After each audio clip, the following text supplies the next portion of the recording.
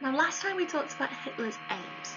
So, what he wanted to do when he got into power was abolish the Treaty of Versailles, expand German territory, and also defeat communism. So, a few key words that you need to be thinking about are, first of all, that idea of Lebensraum. Lebensraum means living space. So what Hitler wanted to do was he wanted to take over places like Austria, expand in the east, and that was going to be called Lebensraum, and that was going to be his living space for his people. Now Hitler's also got another key word that you need to be thinking about, which is Aryan. So Aryan means that perfect blonde hair, blue eyes. That's a perfect type, but it just means German people. So he wanted Aryan people to live in his Lebensraum. There's also one other word that I want to think about today, and that is the word Anschluss. Now, Anschluss means a political union between Germany and Austria. Germany and Austria share the same culture, they share the same language, and Hitler was actually from Austria. So he believed that, and lots of other people did too, believed that Germany and Austria should be united together. Now on this slide is just kind of an overview of what Hitler does. Now you'll see that these are all the events, or some of the events that are laid out in the war, or before war starts in 1939. And he takes it almost in steps. Now I personally think that Hitler plans this. He knows what he wants to do. So one of the first things that he does is in 1933 he leaves the League of Nations. The League of Nations holds a conference encouraging all nations to disarm. And when Hitler became the Chancellor, he said he would disarm, get rid of his army, if everyone else did too. And if they didn't, then he would disarm to the same level as France. When France refused, Hitler stormed out of the conference, and he pulled Germany out of the League of Nations. So by 1933 he is out of the League of Nations, and then he takes kind of a big step. In 1934 he decides that he's going to try to take over Austria, but that fails. Oh, I'm sorry, I've just realised I've put the wrong date. Where it says 1935, that should be 1934. I'm sorry, I put the wrong date. Now, he decides with this Dollfuss Affair that he should unite Austria.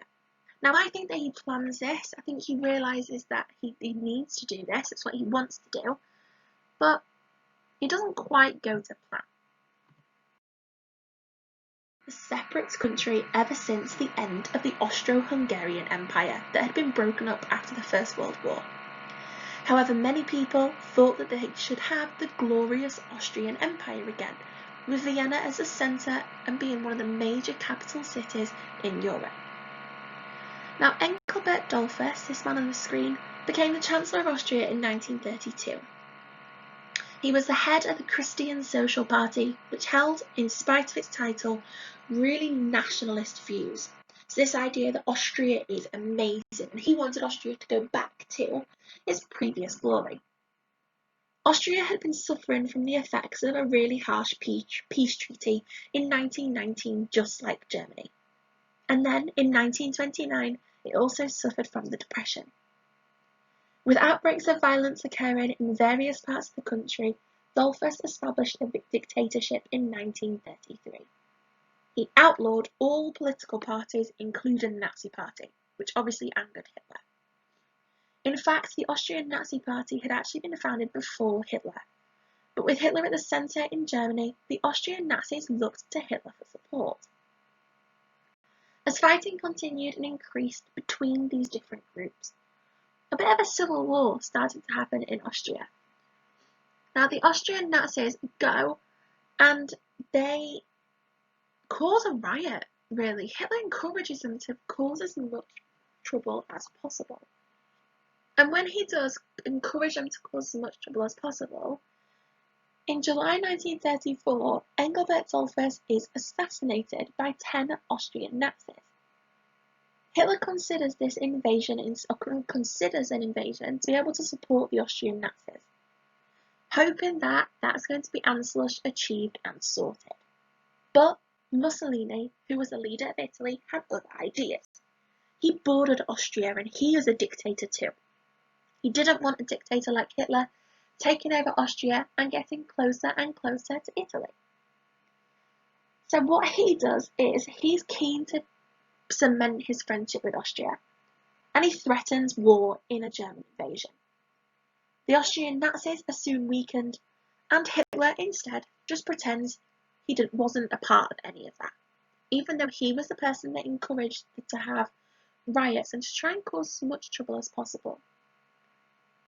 Now, with Dollfuss now murdered, they needed to be able to put somebody else in charge.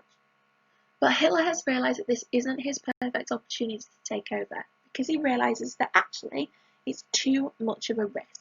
Mussolini was really willing to stand up to Hitler right then, and he realises it is a bit of a risk.